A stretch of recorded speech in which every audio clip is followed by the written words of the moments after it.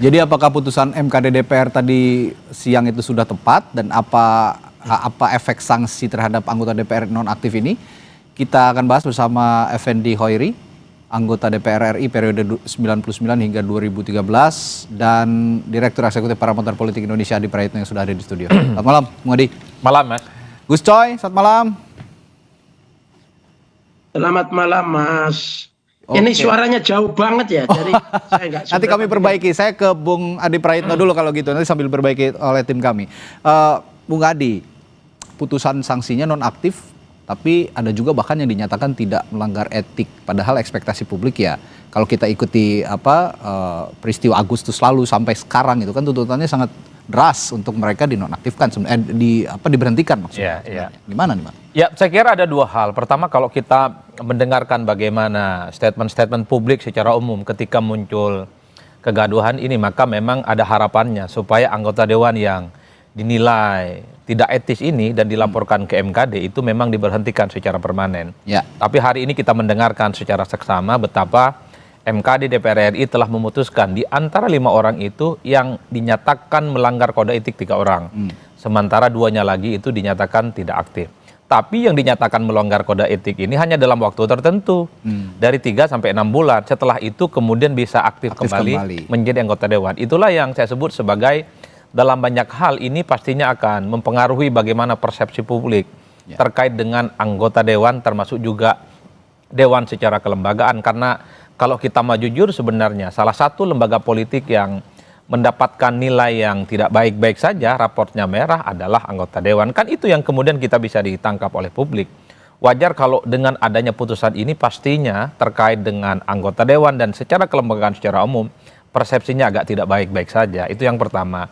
Yang kedua, kalau kita mau jujur sebenarnya dari 5 anggota dewan ini kita tidak pernah mendengarkan apa sebenarnya argumentasi satu persatu kenapa ada yang disebut melanggar kode etik 3 orang itu dan kenapa kemudian ada orang anggota dewan yang disebut tidak melanggar kode etik dan otomatis aktif kembali menjadi anggota dewan. Tapi ada salah satu argumen misalnya kenapa Pak Ahmad Sahroni itu nonaktifnya 6 bulan karena memang rumahnya dijarah dan seterusnya dan seterusnya.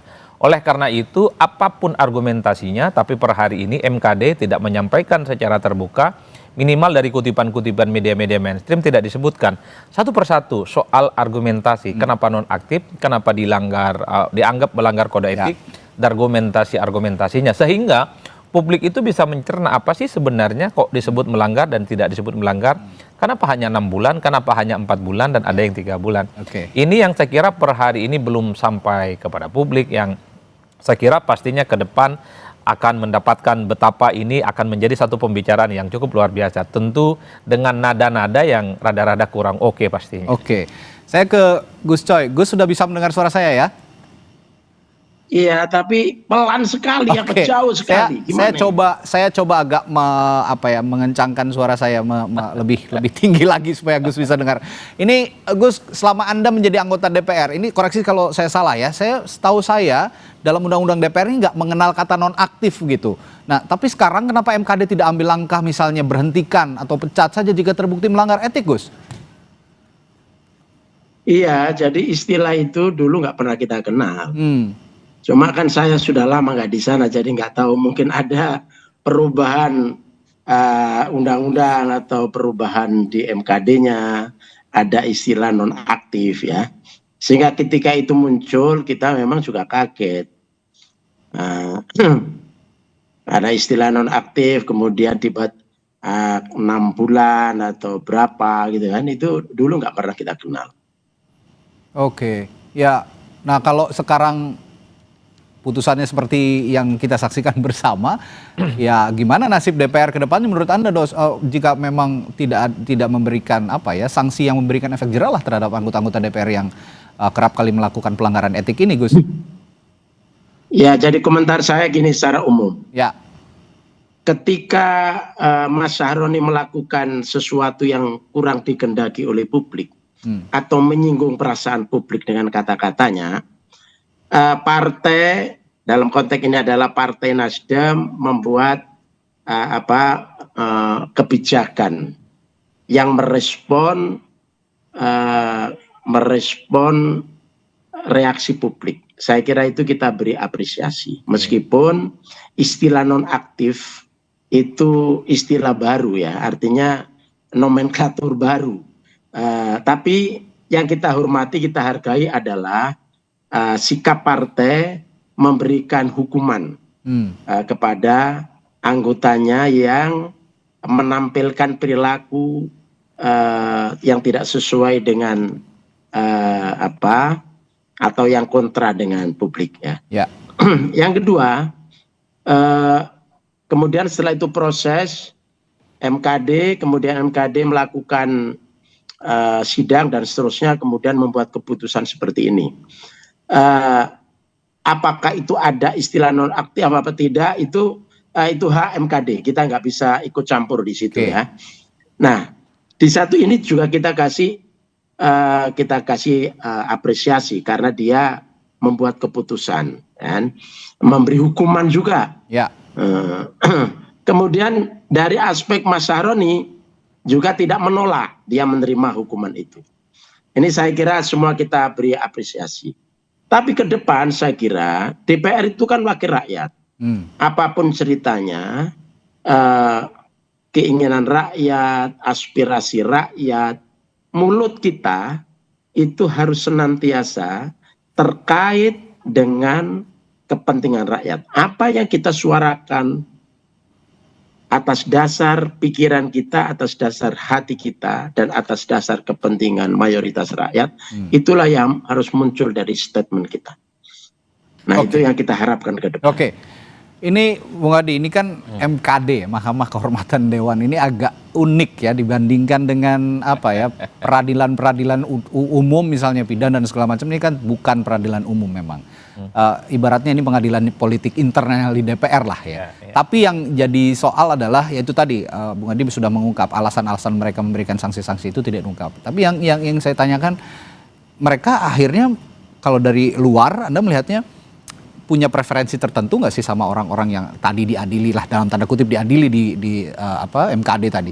Ya pastinya ada preferensi, karena kalau kita mengikuti sepanjang persidangan yang dilakukan oleh MKD, kan sudah menghadirkan saksi-saksi yang dinilai qualified, dianggap ahli dan mengetahui persis bagaimana persoalan terkait dengan Dewan Etik.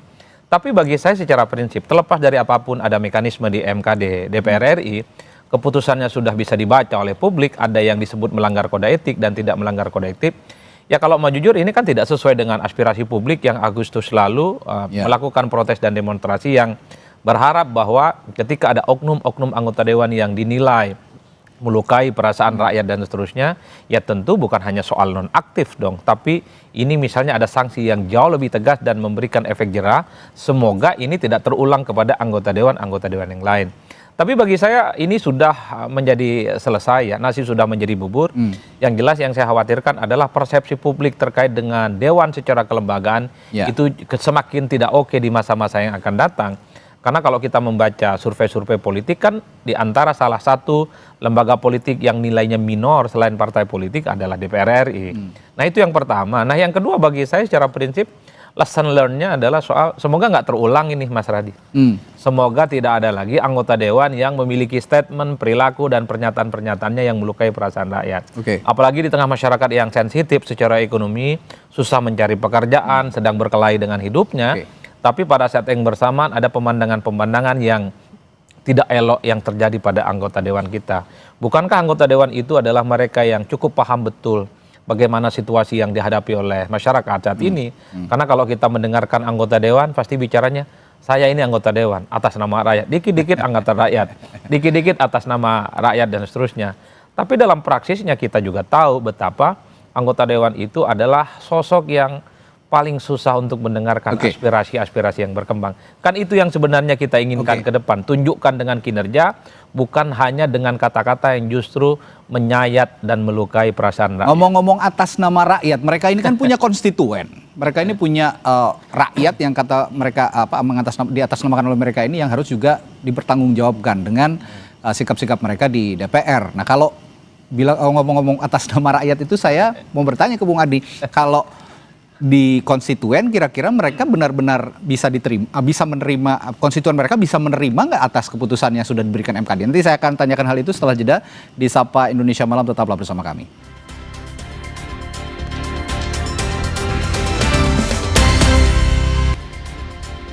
Ngomong-ngomong atas nama rakyat dikaitkan dengan putusan MKD yang tidak memberhentikan anggota DPR yang sebelumnya diduga melanggar etik seperti Ahmad Sahroni, Nova Urbach, lalu Eko Hendro Purnomo, lalu ada Uya Kuya dan Adis Kadir. Saya tadi bertanya ke Bung Adi Praitno, ngomong-ngomong atas nama rakyat, kira-kira kalau menurut Anda konstituen cukup bisa menerima nggak putusan MKD ini?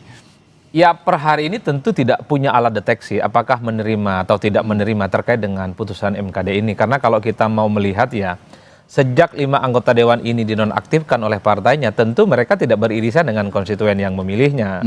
Tapi kalau dilihat rata-rata kecenderungan secara umum, tentu anggota dewan yang terhormat itu akan menyebut sebagai victim, sebagai korban dari sebuah framing. Yang ingin saya katakan adalah, kalau kita mau jujur sebenarnya, masyarakat secara umum yang ada di bawah tidak terlampau mengikuti perkembangan ini secara signifikan. Ini memang menjadi konsumsi kelas menengah secara politik dan kelas menengah secara sosial yang memang engage terkait dengan persoalan-persoalan politik. Sementara kelas menengah ke bawah itu adalah mereka yang dihadapi kesehariannya soal pekerjaan, soal yang penting bisa makan aja syukur. Yang penting bisa makan. Itulah yang saya kira persoalan apa yang terjadi pada MKD hari ini, putusannya jangan-jangan ini tidak sampai kepada konstituennya. Saya termasuk yang sepertinya juga meyakini kalau 5 anggota dewan ini mencalonkan kembali untuk yang kesekian kalinya di 2029, bukan tidak mungkin akan terpilih kembali. Karena memori masyarakat kita secara umum, Mas Radi, itu gampang melupakan. Kalau kita mau jujur, setelah ada putusan dari MKD, DPR RI ini, sepanjang 2 bulan, 3 bulan, orang kan tidak pernah nanya bagaimana progress report terkait dengan laporan soal anggota dewan yang melanggar kode etik. Jadi publik itu cuma ingat selesai dan amarahnya sampai akhir Agustus. Tapi setelah itu Oktober dan November orang lupa bahwa ada 5 anggota dewan yang telah menimbulkan kontroversi dan kegaduhan. Itu problem serius di masyarakat kita. Memorinya pendek, gampang melupakan, dan yang paling penting gampang memaafkan. Jadi kalau ada orang sesuatu menimbulkan kontroversi dan melukai perasaan rakyat, maju kembali bukan tidak mungkin akan dimaafkan. Belum lagi aktivitas reses saja selama ini pertanggungjawabannya juga belum benar-benar dipublikasi ke publik gitu ya, bagaimana termasuk dana reses yang dipakai oleh anggota DPR yang juga untuk memaintain konstituen itu tadi. Gus, saya bertanya kalau gitu dampak jangka panjangnya Gus, kalau memang ini sudah tadi kalau kata Bung Adi nasi sudah menjadi bubur gitu. Nah, dampak keputusan ini buat kepercayaan publik, kalau tadi saya sudah bertanya ke Bung Adi, saya bertanya ke Gus Coy sekarang. Dampak keputusan publik terhadap DPR secara kelembagaan, terutama jelang pemilu misalnya nanti, atau agenda legislasi besar di tahun 2025, periode 2025 sampai 2029, bagaimana Gus? Ya, jadi DPR, lembaga DPR disukai tidak disukai akan jalan terus. Karena itu bagian dari instrumen demokrasi yang penting, ya kan?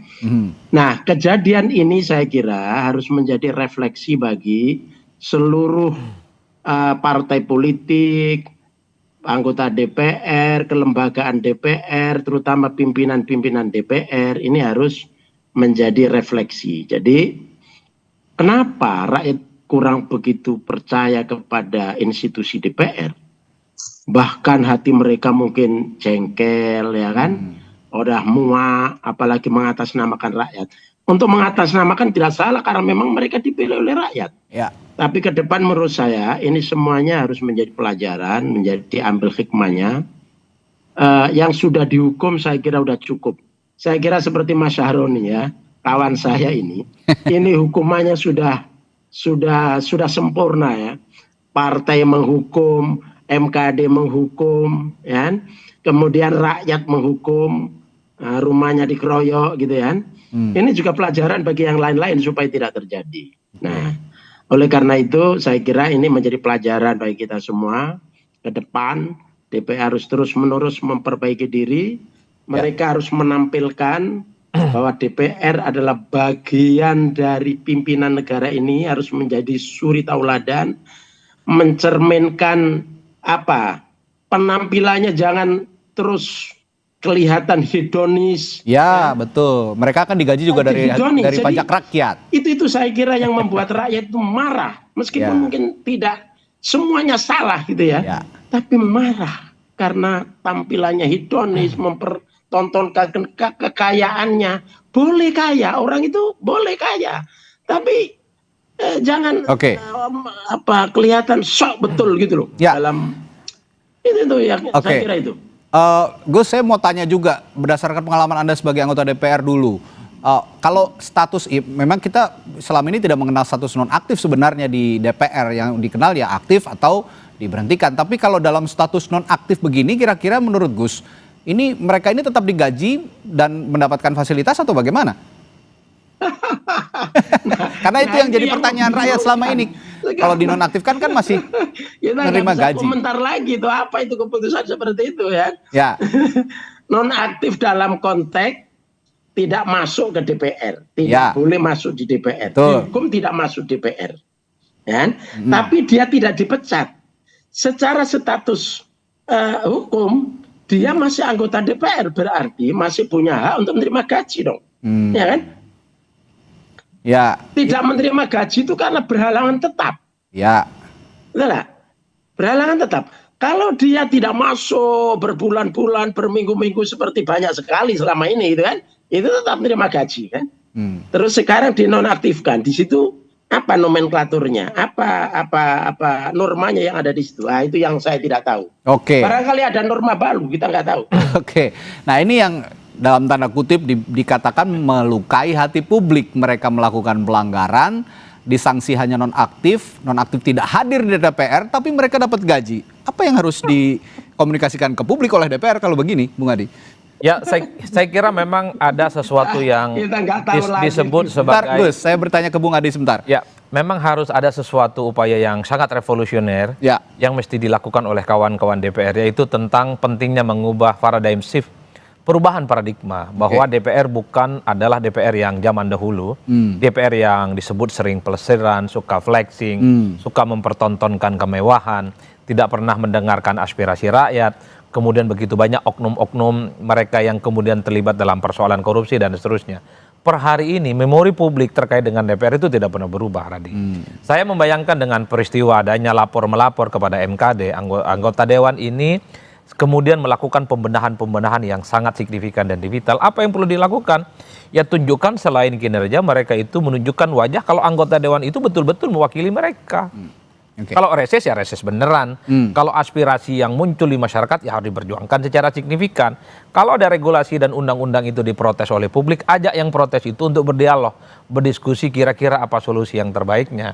Karena kalau kita selalu mendengarkan anggota Dewan atas nama rakyat, boleh tidak kita bertanya, apakah setiap anggota Dewan selalu bertanya kepada konstituennya tempat dia mencalonkan diri setiap keputusan politik yang dia perbuat? Ya. Problemnya saya yakin tidak pernah itu dilakukan. Mungkin dilakukan, tapi tidak banyak. Kan anggota Dewan itu mestinya setiap apapun yang dilakukan, mulai dari statement, dari kebijakan, tingkah pola dan perilaku politik, ya tanya dulu ke konstituennya. Kalau konstituennya itu menolak, ya katakan menolak. Kalau konstituennya tidak suka, katakan tidak suka. Itu adalah anggota Dewan sesungguhnya. Tapi kan problemnya, karena anggota Dewan itu lebih takut kepada partai politik. Sekalipun konstituennya menolak, sekalipun konstituennya tidak happy, tegak lurus dia sama partai. Kan itu yang terjadi di kita problemnya. Ini saya garis bawahi soal komunikasi politik yang tadi disinggung oleh Bung Adi, sebaiknya ditata kembali supaya juga publik bisa tercerahkan begitu ya, tidak juga malah memancing atau menyulut emosi publik. Nah, saya terakhir bertanya ke Gus Coy, saya bukannya sinikal dengan selebritas yang masuk di parlemen ya Gus ya. Banyak juga selebritas yang punya kualitas ketika masuk di parlemen. Tapi kita bicara hari ini ada 3 dari 5 anggota DPR yang tadi di sidang di MKD ini berasal latar belakangnya dari selebritas begitu. Nah, apakah ada perbedaan pola komunikasi ketika mereka menjadi selebritas lalu terkaget-kaget sekarang menjadi politisi atau bagaimana, Gus? Saya kira para selebritas yang masuk DPR bagus-bagus. Ya. Misalnya Dani kan bagus, Rika itu top ya. Tapi dari mereka sering salah jadinya slip tongue, Gus. Ini ya, DPR itu kan sudah punya mekanisme juga untuk turun ke daerah, Oke. ke basis-basis, dan saya kira mereka lakukan itu ya. Cuma memang ketika mereka ada di basis, mungkin kurang terekspos ya. Ketika ke basis atau ke daerah pemilihan, mereka menjelaskan tentang apa yang sedang dilakukan oleh anggota DPR dalam persidangan tahun ini. Oke. Periode ini berapa undang-undang yang sedang dibahas gitu kan. Kemudian ketika rapat dengan mitra kerjanya apa-apa saja yang dibicarakan dan sekarang sedang apa yang diperjuangkan dan seterusnya. Itu saya kira dilakukan secara, apalagi ada duitnya yang besar kan. Sekarang ini kan duitnya besar sekali untuk minta naik terus lagi fasilitasnya ya. Masa reses itu kan. Sehingga itu dalam satu persidangan 2 bulan sekali atau 3 bulan sekali itu kan sekian titik. Ya. Berikutnya lagi sekian titik. Jadi 5 tahun itu saya kira itu sudah hampir rata itu. Sudah hampir rata kalau mereka betul-betul melakukan itu ya. Tapi saya kira mayoritas akan melakukan seperti itu. Nah, hanya saja yang terkait dengan isu-isu aktual. Nah, di sini kadang-kadang DPR itu mungkin tidak semua memahami soal, kemudian mereka menyampaikan respon itu entah karena kualitas, entah karena apa, kemudian kontra dengan yang dikehendaki oleh rakyat itu. Ya, oke. Baik, terakhir itu ke Bung Adi. Kemudian menjadi masalah. Baik, ya terakhir Bung Adi, saya kurang lebih sama lah kualitas anggota-anggota DPR sekarang, terutama kualitas komunikasi politiknya bagaimana? Ya saya kira setiap anggota Dewan pasti paham bahwa posisi dirinya sebagai pejabat publik pasti menjadi sorotan. Satu hal yang pasti termasuk yang selebritas, jangan pernah menganggap dirinya bebas nilai, bebas statement dan bebas ngomong apa saja, termasuk juga bebas berperilaku. Karena setiap pejabat publik batuknya pun bisa menjadi persoalan, batuknya pun bisa menjadi berita. Yang ingin saya katakan adalah Mas Radi, satu hal, jangan-jangan ada sesuatu yang paradoks pada kawan-kawan anggota Dewan kita. Satu sisi dia nggak terlampau peduli pada persepsi publik secara umum, mau dibully, mau dikritik, yang paling penting kalau dia mencalonkan kembali bisa terpilih. Itu yang terjadi sebenarnya. Karena yang dilakukan oleh anggota Dewan, dia pasti memaintain betul bagaimana tempat daerah pemilihannya. Sekalipun di luar banyak sekali kritik dan protes, bunyi-bunyian yang sangat agresif, memberikan satu kritikan yang secara terbuka. Tapi kalau anggota Dewan menggaransi bahwa tempat dia mencalonkan diri, maju kembali aman, konstituennya mendukung, nggak ada persoalan. Itu yang itu yang kemudian yang kita khawatirkan. Istilah tone deaf itu dia khawatirkan terjadi. Oleh karena itu bagi saya anggota Dewan itu sesuai dengan konstitusi adalah sebagai representasi dari kepentingan rakyat. Jadi bukan hanya soal persepsi yang memang harus dipertahankan, tapi harus menunjukkan bahwa setiap perilaku dan tindakan politik mereka betul-betul sesuai dengan keinginan masyarakat yang di bawah. Jadi pendekatannya itu adalah bottom up, dari bawah kemudian disuarakan di atas, bukan dari atas kemudian dari ke bawah. Singkat, Bung Adi, kalau sekarang Anda melihatnya setelah ada sanksi dari MKD dan ramai-ramai peristiwa Agustus kemarin sehingga mereka juga akhirnya dalam tanda kutip dihujat oleh publik, sudah ada perubahan pola komunikasi nggak sedikitnya di DPR? Saya melihat ada sesuatu yang mulai berubah. Misalnya beberapa waktu yang lalu begitu banyak kelompok-kelompok civil society termasuk juga aktivis mahasiswa yang datang ke DPR dan disambut secara terbuka. Tentu harapan terbesar kita jangan lagi nunggu ada demo, jangan lagi ada orang yang protes-protes baru kemudian diajak berdiskusi dan berdialog. Karena kalau kita mau jujur, setelah Agustus hingga hari ini nggak kelihatan tuh ada audiensi yang kemudian diterima secara terbuka. Harapan terbesarnya memasuki periode DPR menuju 2029. Jadi kalau ada kekisruhan, ada kegaduhan, ada protes dari mahasiswa, dari aktivis, LSM, termasuk jadi kelompok-kelompok media, itu harus dipanggil oleh DPR. Tujuannya adalah untuk mencari solusi, mencari dialog. Sehingga sambutan-sambutan yang dimunculkan itu adalah sesuatu yang sinergis dan bisa saling bekerjasama. Kan bagus, Radi. Yang kita khawatirkan itu adalah kalau kawan-kawan DPR itu mau menerima karena ada protes, mau berdialog karena ada unjuk rasa, mau berdiskusi karena depan belakang DPR itu dipenuhi dengan spanduk dan bendera-bendera protes. Tentu kita tidak mau itu. Intinya pembahasan kita malam hari ini, DPR harus bisa memelihara komunikasi yang sehat dengan audiens, dengan konstituen siapapun itu. Jadi jangan kalau kata Bung Ade tadi memelihara saja konstituennya tanpa mendengarkan aspirasi publik secara umum. Ini yang harus dipelihara dan diubah pola komunikasinya. Terima kasih Bung Adi Praitno sudah bergabung bersama kami dan juga Effendi Hoiri, mantan anggota DPR yang juga sudah meluangkan waktu untuk kami di Sapa Indonesia Malam. Sampai jumpa lagi Gus, sehat selalu. Sampai jumpa lagi. Selamat malam.